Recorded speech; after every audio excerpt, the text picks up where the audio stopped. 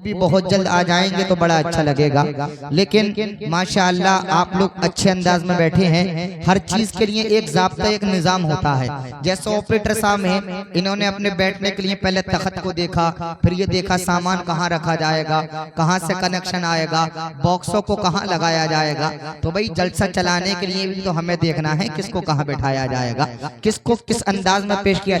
अभी मियाँ इन्हें कुर्सियों के ऊपर कर लो, अभी उन्हें खड़ा रहने दो एक तरफ, क्योंकि कुर्सियां इतनी आ गई हैं, लोग अभी इतने नहीं आए हैं। और इंशाल्लाह जब कुर्सियां आ गई हैं तो लोग भी आ जाएंगे, क्योंकि कुर्सियों के चक्कर में तो जमाना पड़ा है।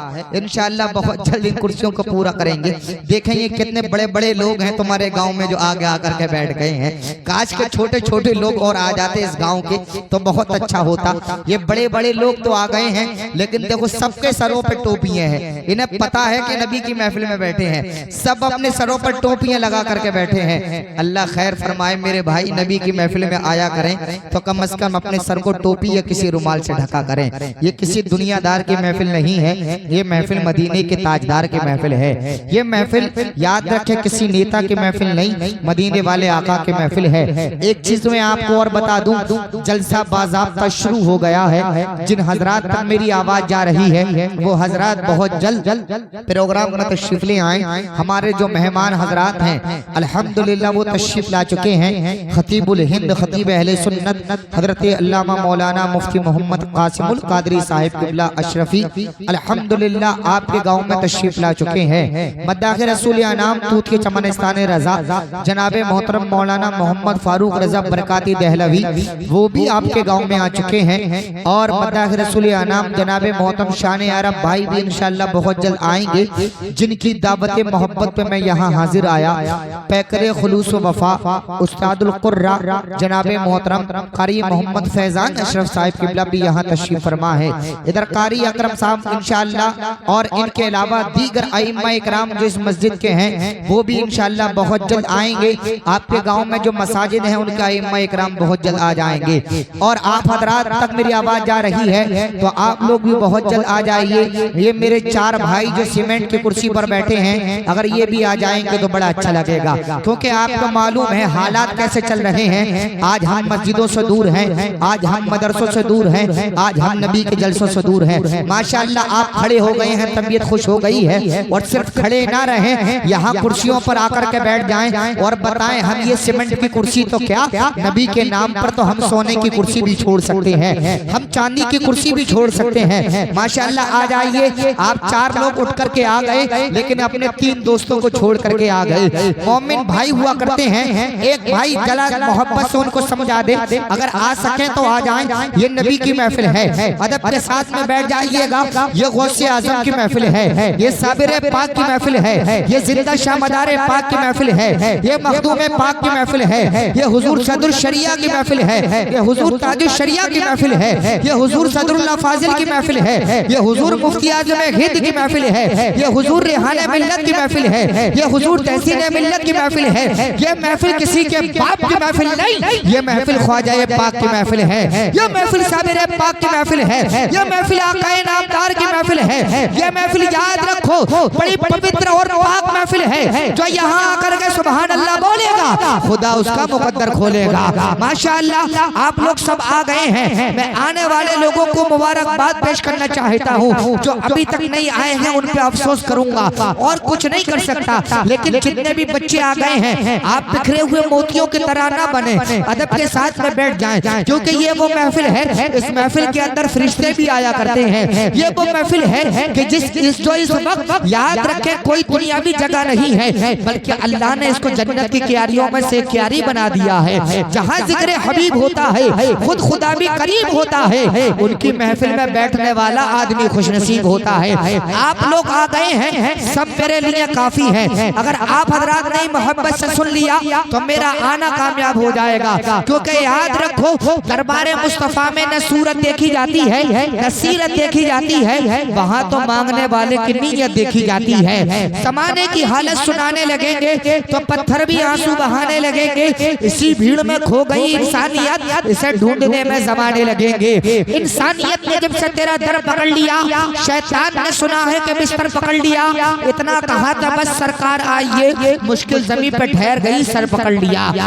माशाअल्लाह आप सब लोग आ गए हैं, नौजवान हजरात भी हैं, बच्चे भी हैं और एक दो बुजुर्ग भी नजर आ रहे हैं। इंशाअल्लाह बहुत जल्द बाकीपुर के रहने वाले लोग आएंगे और नबी की महफिल को दोबारा फरमाएंगे। अब कारी मोहम्मद फैजान मुझे बताएंगे किसकी तिलावत करवाएंगे। अब माशाअल्लाह बहुत जल्द मुझे इशारा मिल गया है, कारी फैजान ने बता दिया है, हम क्या बताएंगे, खुद ही कुरान पाक की तिलावत करते हुए नजर आएंगे और आप हजरात सुनते हुए नजर आएंगे। याद रखें, कुरान कोई मामूली किताब नहीं है, कुरान जैसी कोई किताब ही नहीं है। ये वो किताब है जिसको देखना भी इबादत है, ये वो किताब है जिसको चूमना भी इबादत है, ये वो किताब है जिस किताब को सीने से लगाना भी इबादत है, ये वो किताब है जिस किताब को छूना भी इबादत है। ये ऐसी किताब है जो नाबीना को भी फायदा देती है, ये ऐसी किताब है जो बीना को भी फायदा देती है, ये ऐसी किताब है जो गूंगे को भी फायदा देती है, ये ऐसी किताब है जो बहरे को भी फायदा देती है।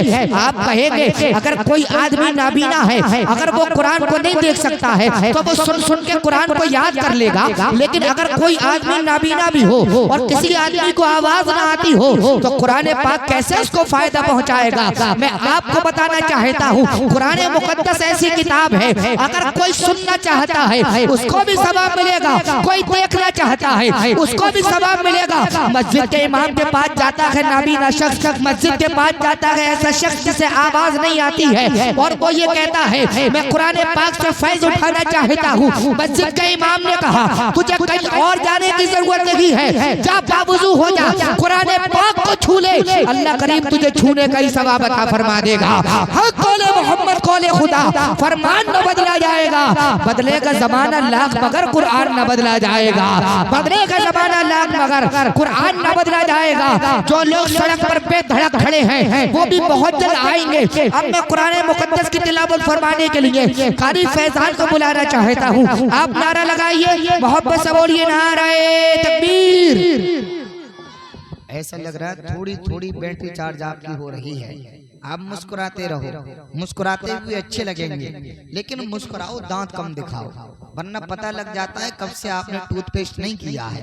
कितने लोग तो ऐसे होते हैं पूरा पूरा हफ्ता गुजार देते हैं और कारी फैजान साहब टूथपेस्ट ही नहीं करते हैं।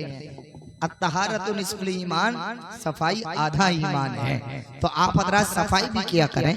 अब देखें, मैंने सीमेंट की कुर्सियों पर से कुछ लोगों को बुलाया था, कुछ लोग और वहां खड़े हो गए हैं, कुछ लोग वहां बैठे हैं। इन्हें पता नहीं है हो क्या रहा है, इनको मतलब ही नहीं है दीनी महफिल से। अगर कोई यहाँ दुनियावी महफिल होती, अगर यहाँ नचकइयों की महफिल होती तो किसी को बुलाने की जरूरत नहीं पड़ती, खुद लोग आकर के खड़े हो जाते और नालियों पे खड़े हो जाते, खड़े खड़े उस महफिल को देख लेते। अजीजों याद रखो, वो ऐसी महफिलें होती हैं जिससे आपकी दुनिया खराब होती है, आखिरत खराब होती है।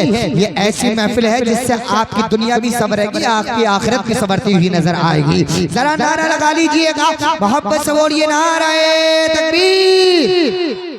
थोड़ी सी और तेजी के साथ में नाराए तकबीर, नाराए रिसालत, नाराए हैदरी, नाराए गौसियत, मसलके आला हजरत, फैजाने आला हजरत, जश्न शादी खाना आबादी, नाराए तकबीर, नाराए रिसालत।